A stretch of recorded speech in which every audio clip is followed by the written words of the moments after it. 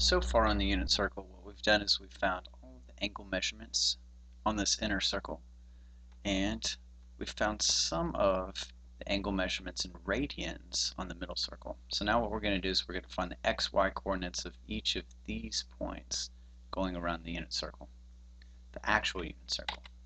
Okay, so let's first look at the 30 degree mark. So notice that whenever you go to plot this point right, where's my marker there? Right here, what you would have to do is you trace out a right triangle. You go right for your x coordinate, you go up for your y coordinate. Okay, it traces out a right triangle. And this just happens to be a 30, 60, 90 right triangle. In order to use the 30, 60, 90 right triangle, you need to know one of the side lengths. And we do know one.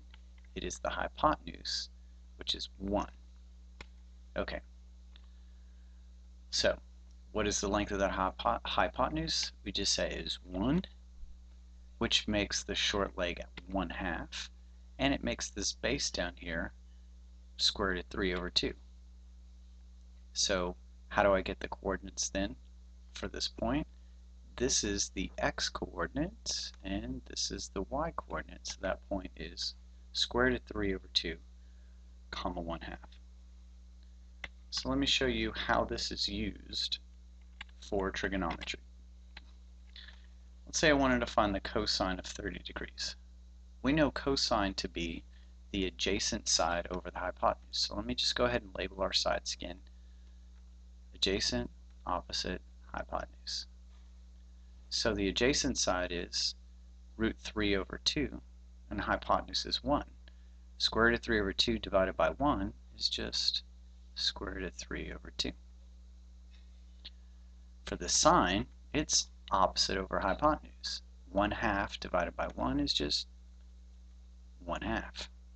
Now let's take a minute here. Look at this xy coordinate here. Cosine of 30 is root 3 over 2. And so is the x coordinate. So this is equal to x. Sine of 30 equals 1/2. So is the y coordinate. That's equal to the y. For the tangent of 30, it's supposed to be the opposite side over the adjacent side. So we have 1/2 divided by root 3 over 2. Notice that what that is it's the y coordinate over the x coordinate. Y over the x. Now let's go ahead and simplify this complex fraction. To simplify it, I just turn it into a division problem. It's 1/2 divided by square root of 3 over 2.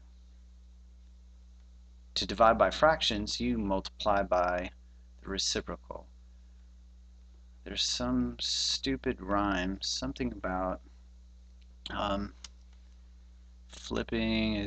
dividing is as easy as pi, and you flip and multiply, but I don't know what it is. Okay, look at me. I keep making the same mistake over and over again. I don't know how to flip. Maybe I do need that song. Okay, which is 2 over the square root of 3. The 2's cancel, leaving me with 1 over square root of 3, which I have to rationalize. Square root of 3 over square root of 3, which gives me root 3 over 3. So this is the tangent of 30 degrees, the exact value. So next up, we're going to find everything for the 45 degrees.